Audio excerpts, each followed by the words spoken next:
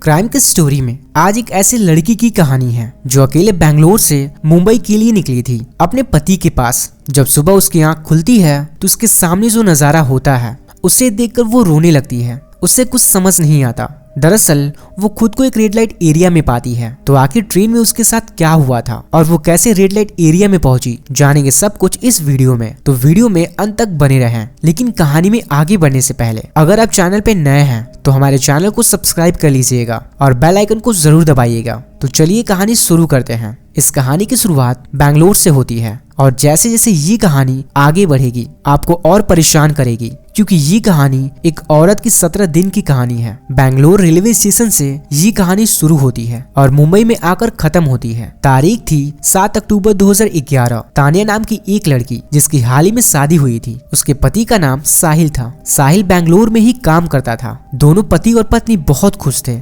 उनकी शादीशुदा जिंदगी काफी अच्छी चल रही थी। इसी बीच में साहिल को ऑफिस के किसी काम से मुंबई भेजा जाता है। साहिल मुंबई पहुंचता है और मुंबई जाने के बाद वो अपना सारा काम खत्म करता है। उसे लगता है कि उसका सारा काम खत्म हो गया है। फिर वो सोचता है कि काम खत्म हो गया है तो क्यों न तानिया को मुंबई घुमा दे। तो वो मुंबई से बेंगलोर तानिया के पास फोन करता है और कहता है कि तुम मुंबई आ जाओ और उसके बाद हम दोनों मुंबई घूमते हैं और फिर उसके बाद साथ में हम दोनों वापस बेंगलोर लौट चलेंगे। तानिया ये बात सुनकर बहुत खुश हो जाती है क्योंकि उसे मुंबई घूमने का मौका मिलता है। तो 7 अक्टूबर 2011 को तानिया अपने घर से बेंगलोर रेलवे स्टेशन पे पहुंचती है। उसका ट्रेन में रिजर्वेशन था। तानिया अपने ट्रेन में बैठती है और ट्रेन सही टाइम पर वहां से रवाना हो जाती है। जिस जगह पर तानिया बैठी हुई थी उसके सामने 2 और लोग बैठे हुए थे, उनका भी रिजर्वेशन था। आमतौर पर ट्रेन के सफर में ये होता है कि जब आप अपनी सीट पर बैठते हैं तो शुरुआत में आपके सामने वाली सीट पर बैठे लोगों से बहुत कम बातचीत होती है, क्योंकि वो हमारे लिए अजनबी मुसाफिर होते हैं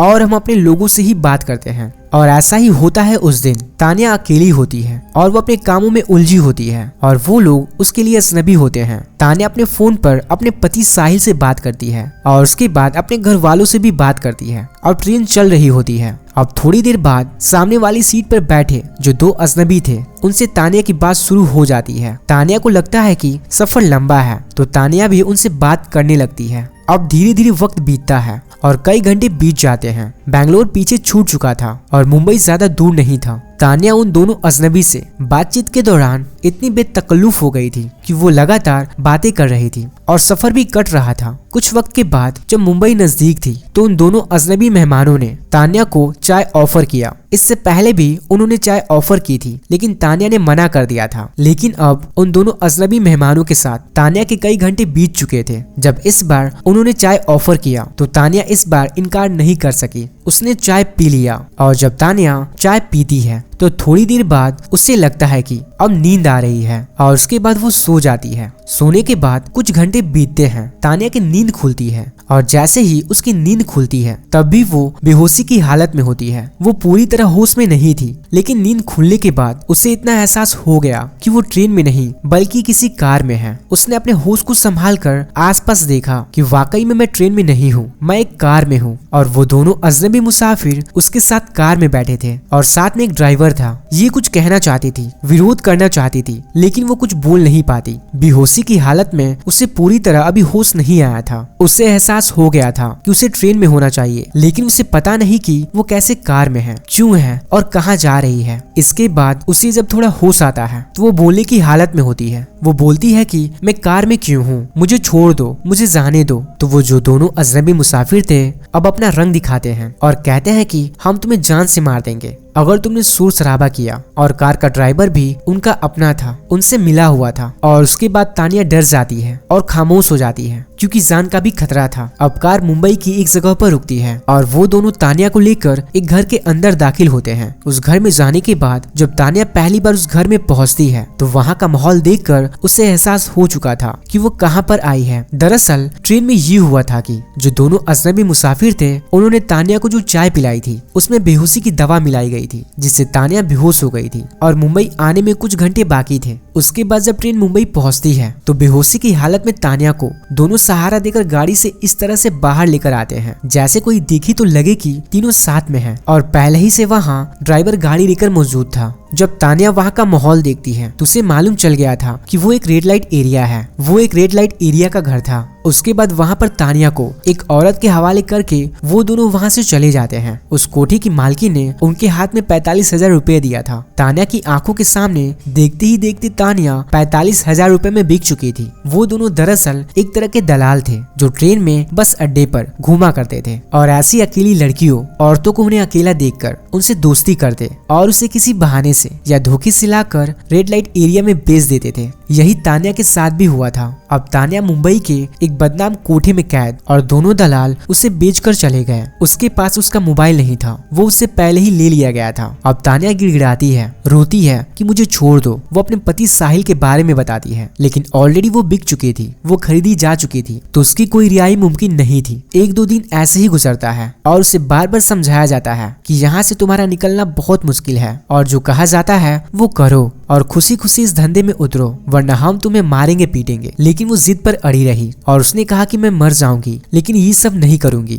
पर उन्हें भी मालूम था कि कैसे हैंडल करते हैं, तो उसे बहुत टॉर्चर किया गया, मारा पीटा गया। कई दिन तक वो कमरे में बंद रहती और हर वक्त जबरदस्त पहरा रहता। और इधर वक्त बीतता गया। उधर साहिल जो स्टेशन पहुंचा था तानिया को लेने, क्योंकि साहिल को मालूम था कि तानिया मुंबई पहुंचने वाली है। लेकिन उस ट्रेन से सब मुसाफिर उतरते हैं लेकिन तानिया नहीं उतरती। साहिल परेशान होता है, उसके मोबाइल पर फोन करता है, उसका मोबाइल स्विच ऑफ होता है और फिर घर पर भी फोन करता है। तो पता चलता है कि घर के लोगों ने उसे बेंगलोर स्टेशन से विदा किया था। उनके सामने ट्रेन रवाना हुई थी और वो घबरा जाता है। वो हर तरफ से ढूंढता है, पूछता है, लेकिन कहीं तानिया का पता नहीं चलता। और आखिर में थक हार कर वो अगले दिन मुंबई पुलिस में अपनी बीबी की गुमशुदगी की रिपोर्ट दर्ज कराता है और वो पुलिस को सब कुछ बताता है कि इस ट्रेन से चली थी और इस कोच में थी। अब पुलिस भी छानबीन करती है और रेलवे पुलिस से पूछताछ करती है, लेकिन तानिया का कुछ पता नहीं चलता। इधर धीरे धीरे वक्त गुजरता जा रहा है और उधर तानिया पर लगातार जुर्म ढाए जा रहे हैं और उससे कहा जा रहा है कि उसे ये काम करना है और लगातार उसके ऊपर टॉर्चर मारपीट सब कुछ हो रहा है। लेकिन तानिया अपनी जिद पर अड़ी हुई थी और ऐसे ही करते करते करीब 15 दिन गुजर गए थे और उस कोठी की जो मालकिन थी उसको लगातार धमकी दे रही थी। अब 15वें दिन तानिया के पास वो औरत पहुंचती है और उससे कहती है कि अब तुम्हारे पास कोई रास्ता नहीं है और कुछ लड़कियों से कहा जाता है कि उसे जबरदस्ती तैयार करो। और फिर थोड़ी देर बाद एक कमरे में एक ग्राहक आता है। तानिया को बकायदा धमकी देकर भेजा गया, तुमने कुछ उल्टा पुल्टा किया तो हम तुम्हें मार देंगे क्योंकि तुम्हारे ऊपर पैसे खर्च किए हैं। अब ग्राहक को उस कमरे में भेजा जाता है और कमरे का दरवाजा अंदर से बंद हो जाता है। अब तानिया को लगा कि उसकी जिंदगी यहीं खत्म हो जाएगी, अब बचने का कोई रास्ता नहीं है। इसी बीच में जब वो ग्राहक आता है तो उसके सामने तानिया रोने लगती है और हाथ जोड़ती है, पैर पकड़ती है, विनती करती है और अपने बारे में सब बताती है और कहती है कि ऐसे इस तरीके से यहाँ फंस गई हूँ। वो पूरी कहानी उस ग्राहक को बता देती है। ग्राहक एक अच्छे दिल वाला और एक अच्छा इंसान था। अब उसे अच्छा इंसान कहूँ या ना कहूँ, खैर ये अलग बात है। उसे तानिया की बातों को सुनकर उसको तानिया से हमदर्दी हो गई, तो उसने कहा ठीक है, मैं तुम्हारे साथ कुछ नहीं करूंगा, मैं तुम्हारी क्या मदद कर सकता हूँ। तो तानिया कहती है आप मुझे अपना फोन दे दो, मुझे एक कॉल करना है। उसने मोबाइल ले लिया और उस बंद कमरे के अंदर तानिया तुरंत अपने पति साहिल को फोन मिलाती है। और इधर साहिल परेशान और पुलिस स्टेशन में रिपोर्ट लिखाए कई दिन हो गए थे लेकिन उसका कोई पता नहीं। बेंगलोर से इसके फैमिली वाले भी आ गए, मुंबई में हर जगह ढूंढ रहे हैं लेकिन तानिया का कोई सुराग नहीं मिल रहा। और उस दिन अचानक मोबाइल की घंटी बजती है और वो फोन उठाता है तो दूसरी तरफ तानिया की आवाज होती है। आवाज सुनते ही पहले वो दोनों रोने लगते हैं और फिर तानिया अपनी पूरी कहानी बताती है। लेकिन तानिया को ये पता नहीं था कि इस वक्त वो किस कोठे पर है, लेकिन ये उसको पता था कि वो एक रेड लाइट एरिया में है। इन सारी चीजों की जानकारी उसे नहीं थी कि वो कहाँ पर है, उस जगह का नाम क्या है। अब वो ग्राहक उसकी मदद करता है। उसने बताया कि इस जगह पर हूँ। फिर उसके पति ने पूछा कि पूरा पता बताओ, तो उस ग्राहक ने उसको पूरा एड्रेस दे दिया क्योंकि अक्सर वो जाया करता था तो उसे सब कुछ मालूम था। तो उसने उस ग्राहक के बताए हुए पते को अपने पति साहिल को नोट करा दिया। साहिल ने उसे हौसला दिया और कहा कि मैं तुम्हें अभी वहाँ से छुड़वाता हूँ। ये कहकर वो फोन रख देता है। फोन रखने के बाद साहिल के दिमाग में एक कसमकस थी कि अगर वो पुलिस को बताए और गलती से इस बात की भनक कोठे तक पहुंच जाए तो वो लोग तानिया को नुकसान पहुंचा सकते हैं, और अगर वो ना बताए और देर करे तो हो सकता है कि तानिया को उस ठिकाने से कहीं और शिफ्ट कर दे, फिर उस तक पहुंचना मुश्किल हो जाएगा।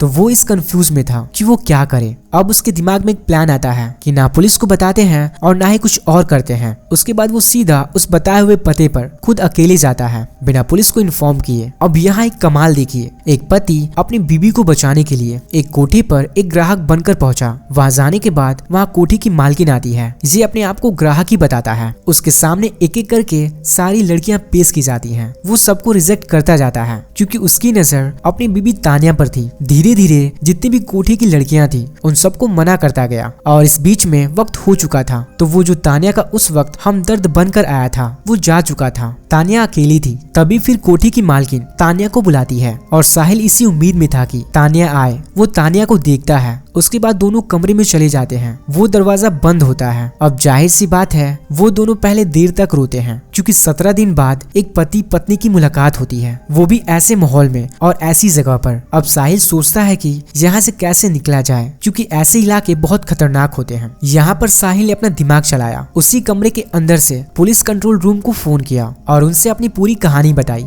और कहा कि मैं कोठे पर हूँ और यहाँ पर ग्राहक बनकर आया हूँ और आप मेरी मदद करिए। इत्तेफाक से पुलिस ने फौरन एक्शन लिया। पुलिस कंट्रोल रूम ने लोकल पुलिस को खबर किया। अब पुलिस की गाड़ियां कोठे पर पहुंचती हैं। कोठे की छानबीन की जाती है और आखिरकार पुलिस उस कमरे तक पहुंच जाती है जिस कमरे में साहिल और तानिया थे। उन दोनों को वहां से रिहा कराया जाता है और अच्छी बात ये थी कि इस रिहाई के साथ उस कोठे से उस दिन और भी तानिया जैसी लड़कियां रिहाई कराई जाती हैं जो नाबालिग भी थी, जिनको जबरदस्ती वहां रोका गया था, जिनको कई महीने से वहां गुलामों की तरह रखा गया था। अब इसके बाद तानिया और साहिल उस कोठे से बाहर निकलते हैं। तानिया 15 दिन बाद उस रेड लाइट एरिया से आजाद होती है और अपने पति के पास वापस लौटती है। अब उसके बाद वो दोनों पति पत्नी अपने घर वापस बेंगलोर लौट जाते हैं और पुलिस उस कोठे की मालकिन और उसकी सहयोगी इन दोनों को पुलिस गिरफ्तार करती है और उनके साथ 2 और लोगों को गिरफ्तार किया जाता है और इनके जरिए उन 2 लोगों के बारे में भी पता किया जाता है जो बेंगलोर से चले थे तानिया के साथ। और फिर कुछ वक्त बाद दोनों दलाल भी गिरफ्तार हो गए और इन सबको सजा भी मिली। लेकिन सबसे अच्छी बात ये थी कि तानिया अच्छे से अपने पति अपने घर वापस चली गई। आपको ये सच्ची घटना की कहानी कैसी लगी हमें कमेंट बॉक्स में जरूर बताइएगा। अगर आपको ये वीडियो पसंद आई हो तो इसे लाइक और शेयर जरूर करिएगा। इस तरह की क्राइम से जुड़ी और कहानी देखने के लिए हमारे चैनल को सब्सक्राइब करना ना भूलें। Thanks for watching.